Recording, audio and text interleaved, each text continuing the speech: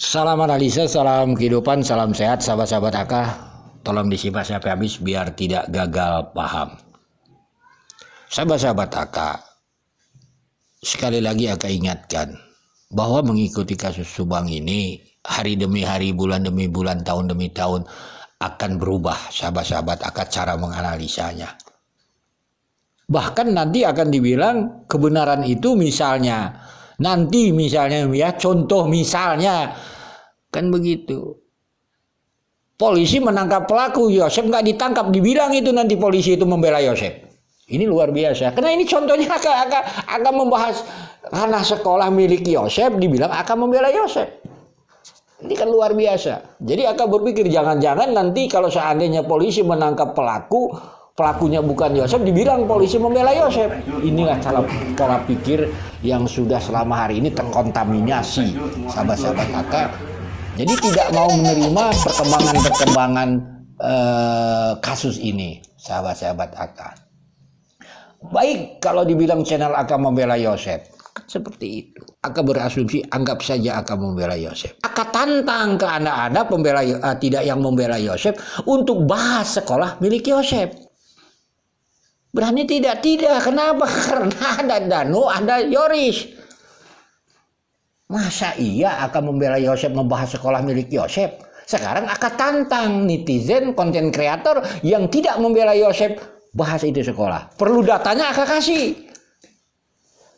Nggak berani karena ada Danu sama Yoris di sana, nggak mau terang benerang. Kan ini duduk bermasalah, jadi nggak usahlah diputar-putarkan seperti itu. Begitu juga katakanlah akan membela Yosep. Berani tidak mereka itu membahas Yoris mengambil Danu mengambil motor Yoris? Tidak.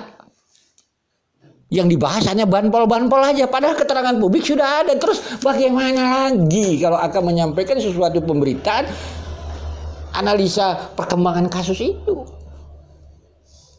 Dibilang membela Yosep.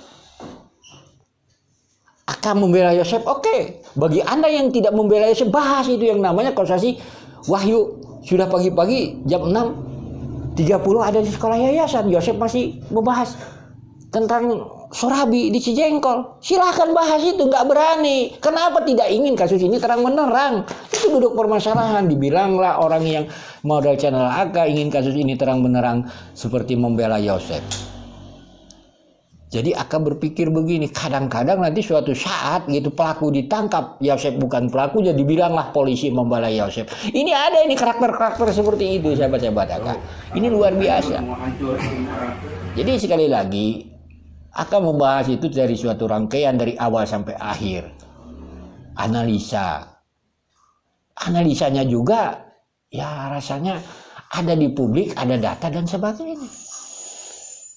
Mari kita ambil contoh tentang keterangan Yoris di video ini. Kalau misalnya dari saya sendiri mungkin paling juga ya kalau misalnya ke rumah gitu kan, ke rumah yang di Cisirti TKP. Saya itu biasanya ya ke sana aja gitu kan. Ya sambil bekerja kan, itu juga kantor yayasan juga sih.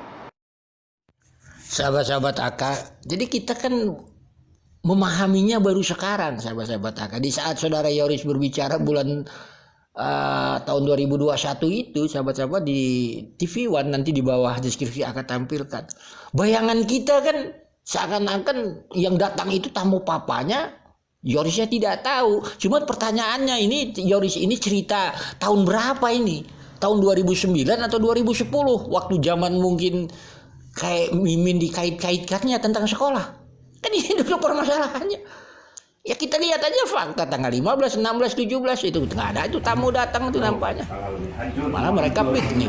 Malah orang itu tanggal 17 apa itu namanya ke Kasumalang rumah Yoris makan-makan. Ngelibet. Lagi pula kan kita berpikir sekarang. Ngapailah tamu Pak Yosep datang itu bulan Agustus tahun 2021 musim Covid. Kan begitu. Terus kita berpikir sekarang memangnya yayasannya benar. Sampai sekarang aja tuh kantor yang nggak buka, Ibu Tuti dan Amel sebagai bendahara dan si yayasan nggak diganti. Kan sudah terjawab itu sebenarnya tentang kantornya itu. Lalu kita berpikir lagi sahabat-sahabat AK. Kalau Yoris mengatakan kantornya di sana, Kan gitu pertanyaannya, kenapa dia melakukan cut off pelaporan data deposit, pelaporan penggunaan keuangan dana bos dan sebagainya dilakukan di saat setelah Ibu Tuti dan Amel meninggal. Kenapa tidak dilakukan di kantornya di saat ibu dan adiknya masih ada hidup? Itu kan kantor dia, tinggal klik, selesai dia kan. Ini kan duduk permasalahannya pemahamannya seperti itu. Sebab sahabat-sahabat akal, pelaporan penggunaan keuangan tahap 1 tahun 2021 yang dicairkan Amel dan Wahyu itu wajib dilaporkan sahabat-sahabat akal Agustus itu perubahannya. Agar apa? Agar bisa cair bos tahap 3 tahun 2021. Itu kan sudah cair, sudah ada Dedi mengatakan. Begitu juga sahabat-sahabat akal. Pencairan bos tahap 2 tahun 2021 sekitar bulan Mei itu wajib dilaporkan agar cair itu yang namanya bos tahap 1 tahun 2022. Itu kan sudah cair juga. Dicairkan oleh saudara Dedi dengan kepala sekolah, uangnya diserahkan kepada saudara Yoris menyerahkan kepada Yanti. Jadi permasalahannya pelaporan penggunaan keuangan bos tahap 1 tahap 2 tahun 2021. Kenapa dilaporkan di saat Ibu Tuti dan Amel tiada? Siapa yang bisa mengontrol penggunaan keuangan itu? Beli ini, beli itu, beli ini, nggak ada yang bisa protes kan? Karena bendaharanya sudah meninggal. Bendahara sekolah, bendahara yayasan sudah meninggal. Kan ini fakta-faktanya seperti itu, sahabat-sahabat. Lalu akan nanti dibilang membela Yosef. Dari mana urusan Yosef sekarang? Orang-orang Yoris yang bekerja kok. Kantor-kantor dia di sana. Yosef nggak ada mengatakan itu kantor dia. Yang melakukan cut off dia. Jadi sekali lagi sahabat-sahabat, kita ini bicara untuk terang benderang. Bukan bicara saling membela. Karena ini kasus terus berkembang sahabat-sahabat akak. Anjay.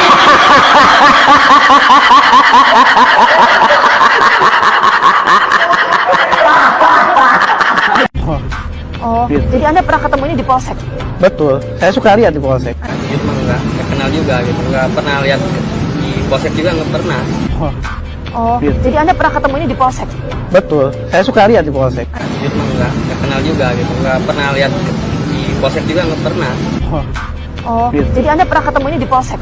Betul, saya suka lihat di polsek. Gitu mah nggak kenal juga gitu, nggak pernah lihat di polsek juga nggak pernah.